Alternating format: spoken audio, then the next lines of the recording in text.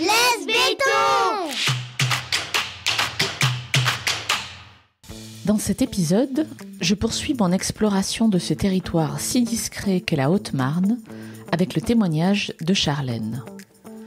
En 2021, Charlène a quitté la région parisienne pour reprendre avec son compagnon le Lorenzo, le restaurant de Montier-en-Der qu'elle a connu enfant. Au cours de notre conversation, elle explique les raisons de ce changement de vie et apporte la preuve que le rythme de travail en milieu rural peut être plus serein qu'ailleurs, même dans la restauration. À ceux qui voudraient suivre une trajectoire similaire à la sienne, Charlène recommande de se renseigner sur la région visée en utilisant les réseaux sociaux et le bouche à oreille. Sereine, Charlène répète qu'elle a de la chance d'être là où elle est, et on comprend bien que cette chance, elle a su la provoquer en évitant de trop réfléchir avant de sauter le pas, et en étant elle-même, tout simplement. Je suis Amélie Dag, bienvenue dans Laisse béton, et bonne écoute.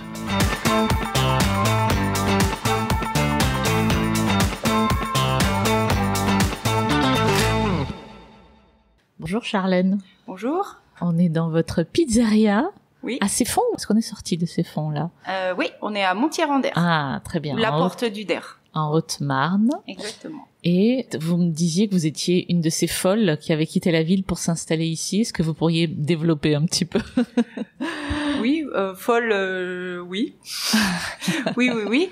Bah, on est parti de la Seine-et-Marne, donc région parisienne, où un petit ras-le-bol était arrivé. Ouais. Depuis 2019, hein. On avait prévu de partir, non? Et puis on est arrivé en Haute-Marne, au mois de juillet l'an dernier. Ça faisait déjà 2 ans qu'on était sur notre déménagement. Ok, juillet 2021. Donc le Covid n'a pas dû vous aider, j'imagine, pour accélérer le déménagement, c'est ça? L'ouverture du restaurant. Ah. Voilà, c'était plutôt ça. Ça a été plutôt ça, parce que du coup avec les banques ça a été un petit peu plus difficile. Les banques étaient plus frileuses, mais finalement on a réussi à aller au bout de notre projet, donc de reprendre la pizzeria que je connais depuis que je suis petite. Vous avez grandi en Haute-Marne? Moitié Seine-et-Marne, moitié Haute-Marne. D'accord. Voilà. Mes grands-parents habitaient un tout petit village à côté de Montier-en-Der, qui venaient eux-mêmes de Paris. Et dans les années 60, ils ont déménagé ici. D'accord. Et ensuite, mes parents ont fait construire une maison ici, qu'ils ont mis 30 ans à construire de leurs mains. Wow. Parce que tout le monde était charpentier et béniste dans ma famille. Ok. Voilà, c'est un petit peu le métier du coin. Mon oncle aussi habitait ici. Il était béniste aussi.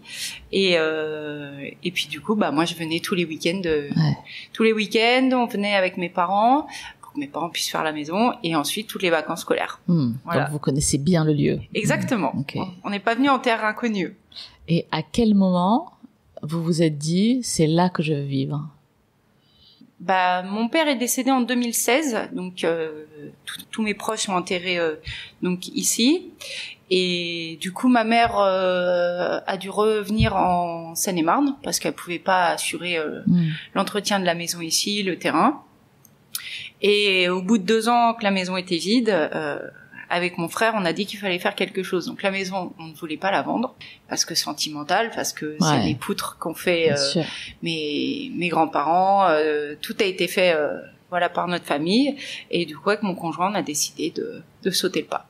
Voilà. Alors vous parliez d'un ras-le-bol de la vie en région parisienne. Ça s'exprimait comment? Alors pas forcément le ras-le-bol total, mais c'est vrai que dans l'endroit où on vivait à côté de Marne-la-Vallée, on était encore vachement préservé du béton. Et là, les dernières années, les 2 dernières années, tous les jardins, toutes les parcelles de jardins ont été vendues pour construire des pavillons. Ah oui. Voilà.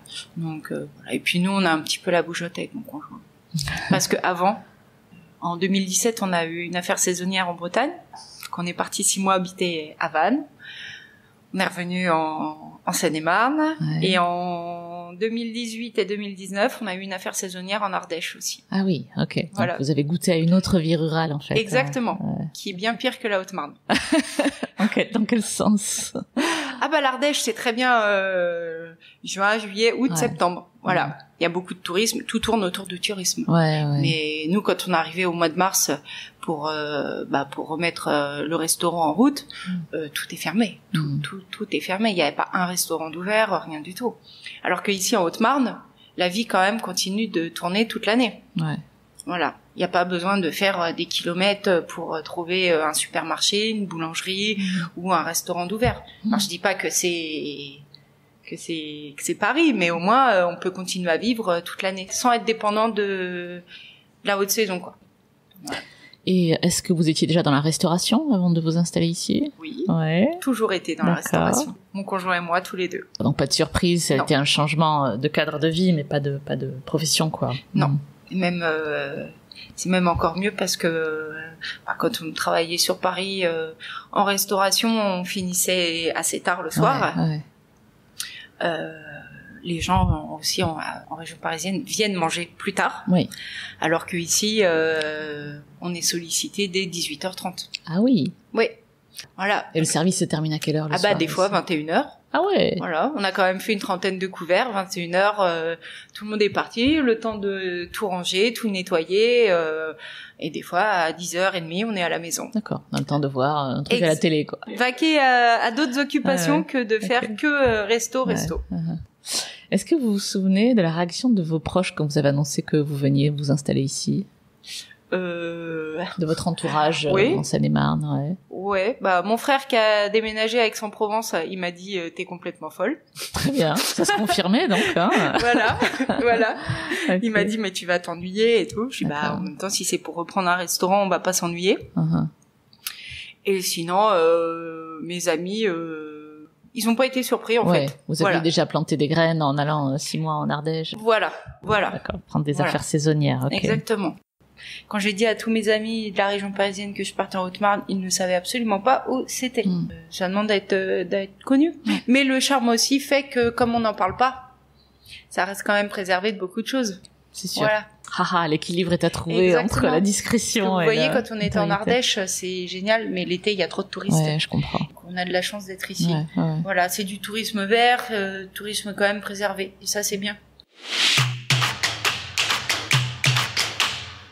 Qu'est-ce qui vous a surprise en arrivant ici? Vous connaissiez les lieux, mais je suis sûre qu'il y a des choses qui n'étaient pas comme vous l'imaginiez. Tout prend beaucoup plus de temps. Voilà. Tout ce qui est les papiers. Il y a moins d'habitants, donc en Haute-Marne, on a 174 000 habitants. Donc les préfectures ou la poste, tout est... Les services publics sont plus sollicités, je pense. Les jours d'ouverture sont restreints. Voilà, c'est ça que je veux dire en fait. C'est pas comme quand on vit en région parisienne, on se pose pas la question si on est mercredi, samedi, dimanche. C'est ça. Est-ce que c'est ouvert? Bah oui. Exactement. Alors que là, nous on est fermé le lundi, mardi. Si on va aller au restaurant, on peut pas parce que tout le monde est fermé le lundi, mardi aussi. Mais ça c'est aussi pour des questions de livraison parce que toutes les livraisons se font le mercredi et le jeudi. D'accord. Si on fermerait le mercredi, jeudi, ça veut dire qu'il faudra revenir sur ces jours de repos. Non. Ce qui est bien, c'est aussi de décrocher 2 jours. Ok, très bien. Donc vous arrivez à fermer 2 jours, lundi, mardi, du coup. Oui, c'était la condition. Parce que quand on était saisonnier, on venait des restaurants dans des campings. Donc on ouvrait de mars à septembre tous les jours non-stop. D'accord. Pas de jour de repos. Voilà, toute la journée. On faisait le pain le matin, les petits déjeuners, le service du midi, toute la journée, les crêpes, la limonade l'après-midi au bord de la piscine et le soir, les repas et les animations 3 fois par semaine en juillet-août. D'accord. Faut tenir, quoi. Exactement, faut aimer son métier. Faut aimer les gens aussi. Donc, quand on a repris ici, c'était la condition. J'ai dit, ok, on prend un restaurant, mais on va pas faire comme on a fait avant. On prend 2 jours de repos pour nous, et puis pour profiter aussi. Et vous arrivez à tenir avec ces 2 jours de repos, très bien. Oui, après l'hiver, dimanche janvier, c'est un petit peu plus rude, mais bon, on a passé notre premier hiver encore en pleine crise de Covid, donc je pense que le plus dur est passé. On savait pas trop où on allait avec le Covid. Mhm. Je savais ici que l'été il y avait du monde, qu'il y a du passage avec le lac du Terre, mais l'hiver, Ouais. mais bon, on a quand même pas trop mal bossé. On a réussi à se faire une clientèle D'accord. et voilà. Donc c'est plutôt des locaux l'hiver. Des locaux l'hiver, voilà. Et des touristes en plus Exactement, printemps-été, quoi. exactement. D'accord. Mais on a quand même beaucoup de locaux qui reviennent et Ouais. le bout de chemin commence à se faire. Ok. Voilà. Comment vous décririez l'accueil? Parce que vous étiez connu ici, j'imagine. Vous n'arriviez pas à un terrain totalement Alors inconnu. moi non, mais oui, tout le monde connaissait mes grands-parents Oui. et ma mère, enfin tout le monde. Beaucoup de gens. Ouais. Voilà, beaucoup de gens connaissaient mes grands-parents, mon oncle et ma mère. Voilà. Nous, on est venus ici, voilà, on est tranquille, on veut pas faire de bruit sur nous. Ouais. On ouvre notre pizzeria, on est là pour travailler, pour bosser, pour faire ce qu'on aime, pour discuter avec les gens. Et puis voilà. Qu'est-ce qui a changé dans votre vie depuis que vous êtes ici? Je dépense moins d'argent. Ouais, je comprends. Non, mais c'est vrai, hein. Ouais. C'est vrai, il y a moins de tentations forcément Oui. que quand on habite en ville. Voilà, comme je vous disais tout à l'heure, bah déjà on sort beaucoup moins Mhm. au restaurant. Voilà, même moi j'allais facilement chez le coiffeur tous les 1-2 mois, j'allais Ouais. chez le coiffeur, j'allais me faire des petits plaisirs que ici j'ai pas forcément besoin parce que je suis contente d'être dans mon jardin, je m'occupe voilà de mon petit potager, de mes fleurs. Voilà, j'ai trouvé d'autres occupations en fait. Vous avez des employés, j'imagine, non? Oui. Ouais. Il paraît que c'est un vrai sujet partout de trouver des gens. Vous êtes confronté à ça aussi, de trouver Oui, des employés. Ok. D'accord. voilà, des employés, c'est facile d'en trouver, de les garder, moins. Ouais. Surtout en restauration, là en ce moment, enfin, dans les journaux télé et tout ça, Ouais. on voit bien, hein, il y a même des restaurants qui ne peuvent pas ouvrir parce qu'ils n'ont plus de C'est personnel. la folie. Hein. Donc, l'avantage qu'on a, mon conjoint et moi, c'est qu'on est complémentaires. Oui. Lui, il fait tout ce qui est la salle, voilà, et moi en cuisine. Mm. Donc demain, si on n'a plus d'employés, on peut toujours faire tourner le restaurant. On pourra prendre moins de clients, bien Ouais, sûr, ouais. mais au moins on n'est pas dépendant de. Ça menace pas l'ouverture du restaurant, quoi. Exactement, c'est ça. exactement. Après, avoir des employés, oui, Mm. enfin, c'est rudimentaire si on veut que le restaurant tourne correctement. Ouais. Et voilà, il y a quand même des charges à payer tous les mois. Donc voilà, on peut pas se contenter d'être que deux. Mhm. Voilà, à part sur les mois d'hiver où on peut largement, parce qu'on a connu des services bien plus rocambolesques. Hein. Voilà, mais c'est le point noir. Mais là, on a une cuisinière qui est géniale, qui est vachement impliquée. On voit qu'elle aime son travail. On a une jeune fille de 18 ans qui est avec nous pour les week-ends, qui sera toute la semaine avec nous juillet-août. Voilà, elle habite ici, elle veut payer son permis de conduire. Bon, bah voilà.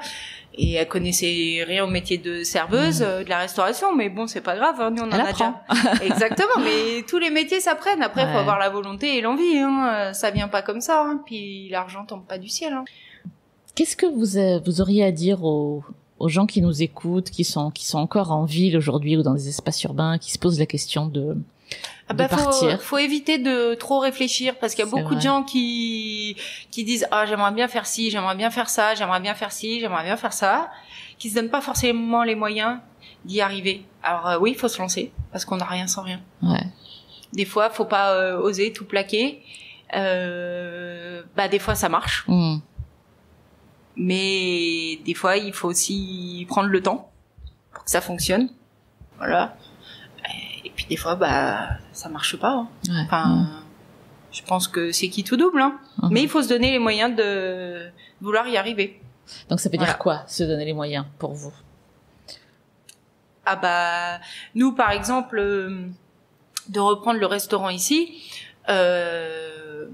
il faut qu'on se donne les moyens, c'est-à-dire que par exemple l'hiver c'est vrai que c'est très très calme, mais il faut pas se laisser aller dans la tentation on va fermer parce que c'est calme, parce qu'après les clients ici vont dire que on est tout le temps fermé. Non, il faut que les clients se disent que même en hiver ils peuvent venir manger du mercredi au dimanche, c'est ouvert quoi qu'il arrive. Ça c'est pour nous, c'est se donner les moyens d'y arriver, de rester ouvert, puis voilà, et surtout avoir le sens du commerce quoi. Enfin, nous ça fait longtemps qu'on est en restauration, on a l'habitude d'être avec la clientèle et de parler avec les gens. Donc si on fait pas un pas aussi envers les personnes qu'on a en face de soi, eux vont pas forcément faire le pas.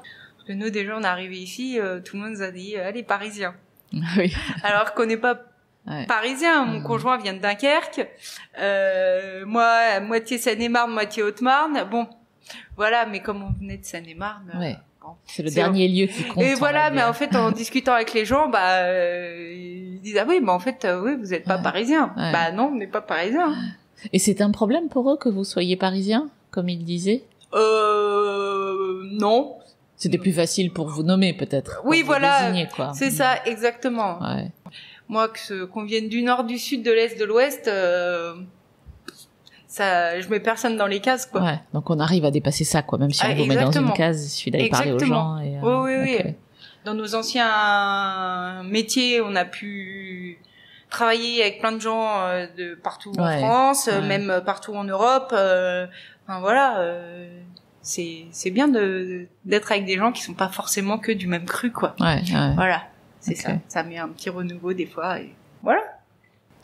Donc vous disiez, pour des conseils à des gens qui aimeraient faire un peu comme vous, pas trop se poser de questions et voilà, pas tergiverser pendant 3 ans et se laisser convaincre qu'il faut pas y aller, en gros. Bah non, en fait, c'est la peur souvent qui prend le dessus de pas vouloir faire quelque chose. Mais après, c'est sûr qu'il faut pas faire n'importe quoi. Tout quitter sans avoir de travail, il faut quand même se renseigner sur la région. Ouais. Enfin, surtout quand on a un métier spécifique, quoi. Ouais. Par exemple, ici en Haute-Marne, c'est très agricole. Donc nous ici, par exemple, c'était soit on reprenait un restaurant, soit on venait pas. Ouais. Parce que de par nos postes d'avant. On a toujours dirigé des restaurants ou des endroits ou quoi que ce soit. Il fallait trouver l'endroit où... Bon, on a failli travailler à Nigloland. Ah ouais. Qui est tout près d'ici? Eh oui, à 30 km. 30 km, d'accord. De l'autre côté. Ok. Juste avant le Covid. Aïe. Voilà. Bon. Donc, puis ça s'est pas fait, du coup. D'accord. Ils ont gelé toutes les embauches. Bah oui, je veux bien. Du coup, on a dit, parce que c'était soit on travaillait là-bas, de par notre expérience avant dans les parcs d'attractions, et ou soit au casino. Ouais. Voilà. Mais on se voyait pas travailler pour quelqu'un d'autre, quoi. Voilà. Et vous avez eu du mal à trouver cet endroit? Bouche à oreille. Ah oui. Et oui. Ah, c'est pas sorti dans les annonces officielles. Non, pas du tout. C'est en discutant avec un ami ici. Parce que du coup, il nous demandait quand est-ce qu'on allait arriver. Ouais. On lui a dit, oui, mais il faut qu'on trouve du travail. Pour savoir qu'est-ce qu'on va faire. Et puis, en restauration, ici, voilà, c'est un petit peu difficile. Tout le monde a déjà son personnel. Voilà. Moi, j'avais dit, j'ai dit à mon ami, j'ai dit, moi, à part reprendre une affaire, oui. Et j'ai dit, à part le restaurant, le Lorenzo, je vois pas quel autre endroit. Et il me dit, ça tombe bien, il est à vendre. Il y a qu'à demander, en fait.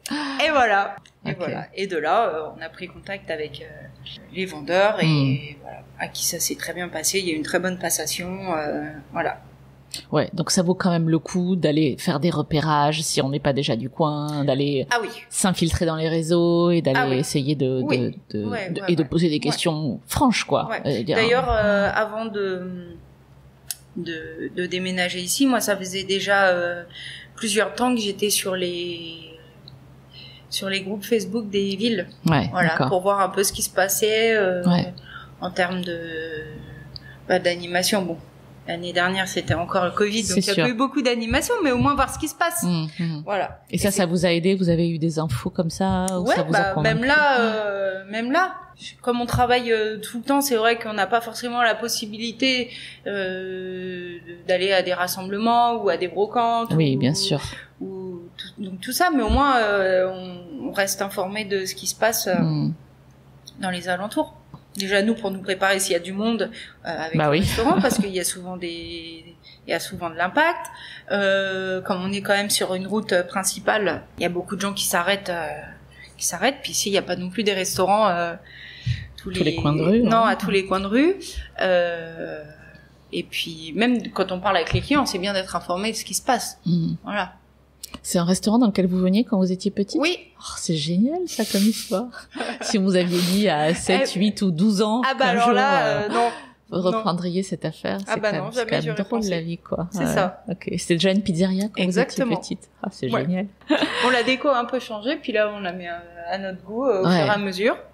Mais non, c'était déjà une pizzeria. Super. Qu'est-ce que vous avez trouvé le plus difficile en arrivant ici ou en quittant la région parisienne ? Bon, avec mon conjoint, vous savez, on se pose pas trop de questions, nous. Enfin, c'est bien. On se pose pas trop de questions. On se pose des questions quand on change d'endroit et tout. Mais une fois qu'on est sur place, nous, on s'adapte. Voilà, on s'adapte à beaucoup de choses. Donc, non. Après, oui, c'est sûr que pour aller faire les courses, c'est une autre organisation. Ouais. Voilà, tout simplement. Mais on apprend, quoi. Voilà. Exactement. On se retrouve devant la poste fermée un mercredi après-midi et on sait après. Exactement. Et puis on se dit pas on va aller à la ville d'à côté parce que ça va être la même chose. Oui, c'est ça. Faut dompter la région. Et ça se fait, j'ai l'impression naturellement en fait quand faut juste être soi-même quoi. Oui, c'est ça. Ça a pas l'air de vous poser beaucoup de problèmes. Non. Mais tant mieux, je suis contente. Non, moi après il faut aimer un petit peu l'aventure, sortir de sa zone de confort. Ouais. Et je pense que dans les temps qui courent, sortir du quotidien et de sa zone de confort, c'est bien. On voit la vie différemment après. Est-ce qu'il y a un souvenir particulier ou un moment particulier depuis que vous êtes installée ici où vous vous êtes dit, toute seule ou avec votre conjoint, « Oh, mais c'est vraiment pour ça qu'on a quitté Paris, qu'on s'est installé ici. » Est-ce qu'il y a, je sais pas, même un truc anodin qui vous reviendrait ? Oui, quand je suis sur ma terrasse chez moi, j'ai pas les lumières. Il y a des vraies nuits noires ici. Ouais, c'est vrai ça. Et Et parce que même nous on habitait à 40 km de Paris, il y a toujours les lueurs. Ouais, c'est vrai. On avait les lueurs toujours. Et ici le soir, c'est la vraie nuit noire. Voilà. On n'entend pas l'autoroute, bruit de fond. Alors qu'en région parisienne, on entend toujours les voitures en bruit de fond. Et ici, le soir, quand je suis sous ma pergola, il y a le champ à côté, il y a une petite forêt au fond. Bon, j'ai le voisin, mais c'est pas grave. Je vois mon grand jardin, les blés qui poussent, pas de bruit, rien. Et ça, vous ressentez quoi quand vous voyez ça, quand vous êtes là-dedans ? Que je suis chanceuse. Vraiment de la chance.